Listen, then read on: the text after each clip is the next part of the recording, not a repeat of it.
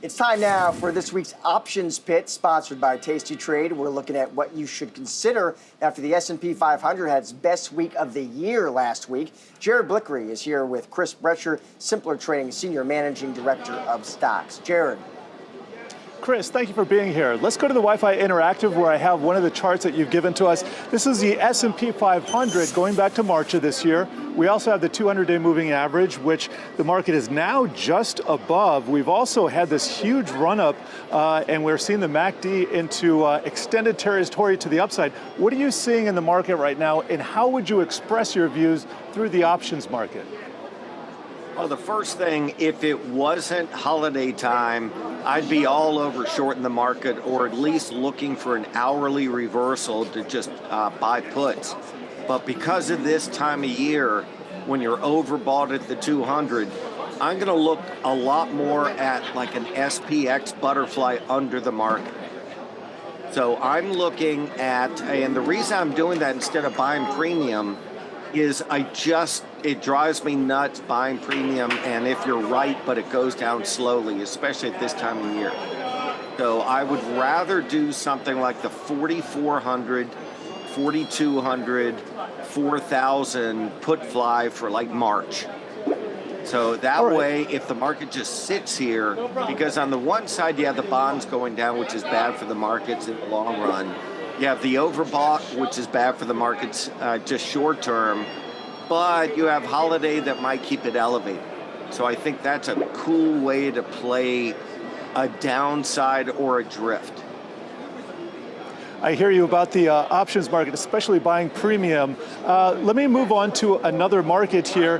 This is biotech, and here we have the S&P Biotech ETF XBI. I believe this moving average is a 50, so it's up against that. But we're actually 60% off of the highs that were created in 2021. So a little bit more of a depressed market, but again in the MACD, we're seeing this pretty rapid rise recently. So what are your views on biotech here, and how would you play that?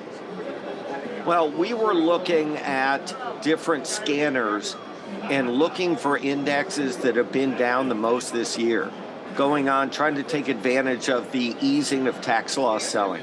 And our favorite was really XBI, in the theory that no matter what the markets do, it could bounce anyway because it's so underperformed. The key for me is the overbought condition, how it's worked off. So when it works it off, is it going to have a massive reversal, or is it going to work it off by retaining some kind of bullish structure? But right now, I'm looking to do spreads in there at or above the markets. So definitely that's a sector I'd like to buy dips, no doubt about it. In fact, I bought some just now, but not a lot, because I'm still waiting for that overbought to be worked off. All right, duly noted. And want to move on here to Disney. We're expecting the earnings in a couple days after the close on Wednesday. This is another stock, coincidentally, happens to be 60% off of its highs, peaked in 2021. What are you seeing in Disney right now? Well, it's sort of neat. I sent a chart earlier saying that I'd be interested in doing a spread. I sent a chart to Yahoo about I'd be interested in doing a upside spread if Disney could fill the gap from Friday, and it's almost filled the gap. So the way I'm looking at playing it is a lot of these earnings trades. If something is rallied into earnings, then there's a high bar into earnings, and no matter how good the earnings are, it sells off usually. So that's why if Disney was up near the highs, I'd be like, I'm not going to play it on the upside. I would like to see it under 83 and then play something like an 84, 88, 92 for this week. So that's a real bullish idea, but it's all of 78 cents. So it's a 4-point wide, risking 78 cents. But I'd much rather see the stock down another 90 cents and shift it to an 87, 91, 95.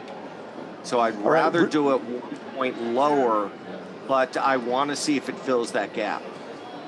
All right, real quick, we got under a minute. We'd like to get your views on the Dow Jones transports. In terms of Dow theory, that's one aspect, but just how are you seeing the transports right now? This is a year-to-date, and here's a 2-year view.